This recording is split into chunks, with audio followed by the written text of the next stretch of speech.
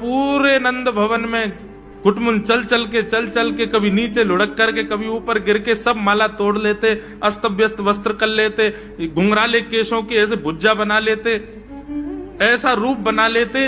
यशोदा मैया बोली, आओ मेरे खसीटे चंद्र, सुबह कृष्ण चंद्र बना के भेजती हूँ, खसीटा चंद्र बन के आता है शाम को। तो बोले तब यशोदा मैया ने हमारा नाम रखो खसीटे चंद्र, तो इसलिए शुद्ध नाम है।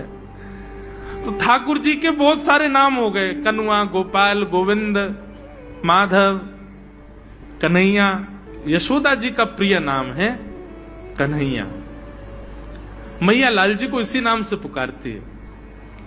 ठाकुर जी अब धीरे धीरे 3.5 वर्ष के हो गए, और जैसे ही 3.5 वर्ष के भय महाराज, मानो जैसे उनके शरीर में स्प्रिंग एक्टिवेट हो गई हो।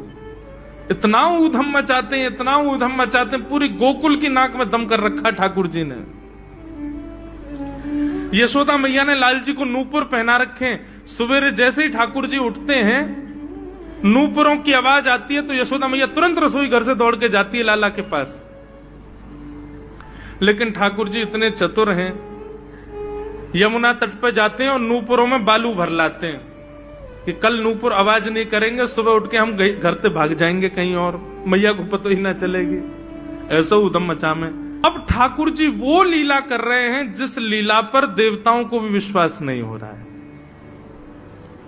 ऐसी लीला ठाकुर जी कर रहे हैं कि किसी को भरोसा ही नहीं हो रहा कि जगत नियंता जगदाधार ये कर सकता है।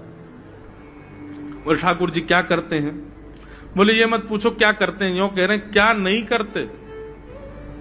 जो माता पिता अपने बालकों को बहुत ऊधमी समझते हैं,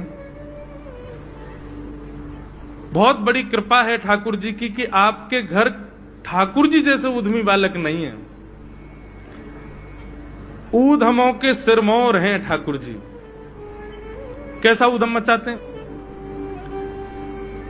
नहा धो करके ठाकुर जी सवेरे तैयार होते हैं, सबसे पहले गैयाओं के पास जाते हैं। मैया कहवे लाला नहा धो के सबसे पहले गैयान को प्रणाम करवे जा, गैयान को स्पर्श कर फिर कछु करियो।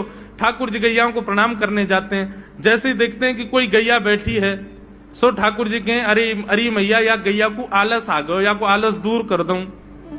सो बैठी हुई गैया के ठाकुर जी सींग पकड़ लेते हैं और सींग पकड़ करके अपनी ओर खींचते हैं। दूसरी तरफ से सींग बलराम जी पकड़ लेते हैं। अब ऐसे सींग पकड़ करके ऐसे ऐसे गैया के सींग हिलाते हैं।